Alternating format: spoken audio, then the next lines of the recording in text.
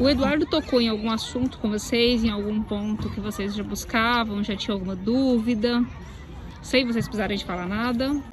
Sim, tocou no assunto da minha mãe que havia falecido, me incentivando a levar a vida adiante sem ficar martirizando. Agora, no meu caso, eu, por exemplo, eu ouço o espírito falando mesmo.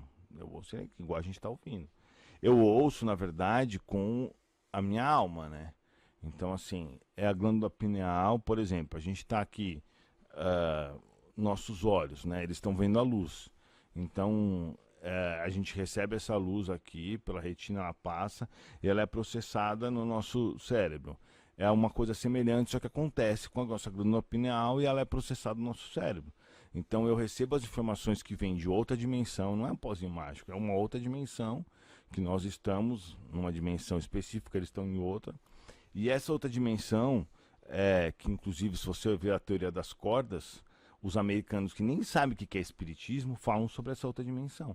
Eles nem sabem o que é Allan Kardec, sabe nada disso. Eles falam, pela teoria das cordas, que é a mais aceita hoje, quer dizer, que é uma das que está crescendo, que é a que está mais correta, eles falam sobre uma outra dimensão junto de nós, que eles não conseguem entender exatamente o que é. É o mundo espiritual. Então, o que acontece não é nada mágico, eu simplesmente recebo as informações vindas desses espíritos que estão em outra dimensão, por meio do meu receptor, que é a glândula pineal, e eu processo isso dentro do meu cérebro. Então, dessa forma, eu recebo as informações e eles conversam comigo, coisa e tal.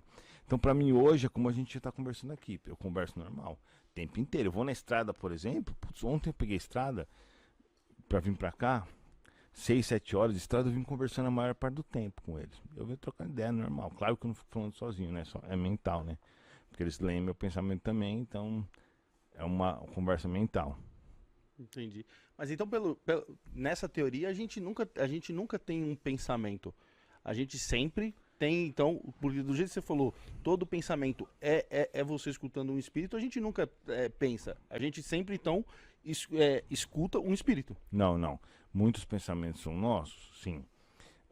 Nós temos sim os pensamentos, óbvio, mas assim, às vezes a gente tem essa interação com os espíritos.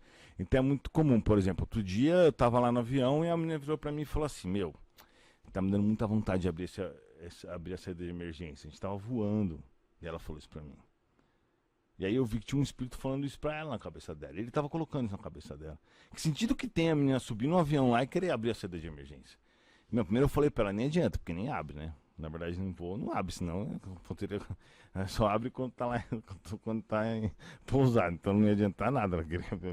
Mas assim, o espírito estava colocando isso na cabeça dela para deixar ela desesperada, porque ela começou a se ver com vontade de abrir uma saída de emergência. Então isso acontece muito. Então, por exemplo, as pessoas que têm sugestões assim, nada a ver, essas são ideias de espíritos. Só que aí assim, é um pouco, é muito complexo, isso não é simples desse jeito, não é que chega qualquer espírito, te dá qualquer ideia e é isso.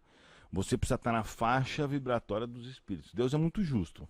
Então assim, você não vai ficar ouvindo um espírito, se você está bem, você não vai ficar ouvindo um espírito do mal. Porque senão te atrapalha. Se você tá mal, você não vai ficar ouvindo um espírito do bem. Você até pode ouvir, mas é um ou outro pensamento, assim, bem, bem pequeno.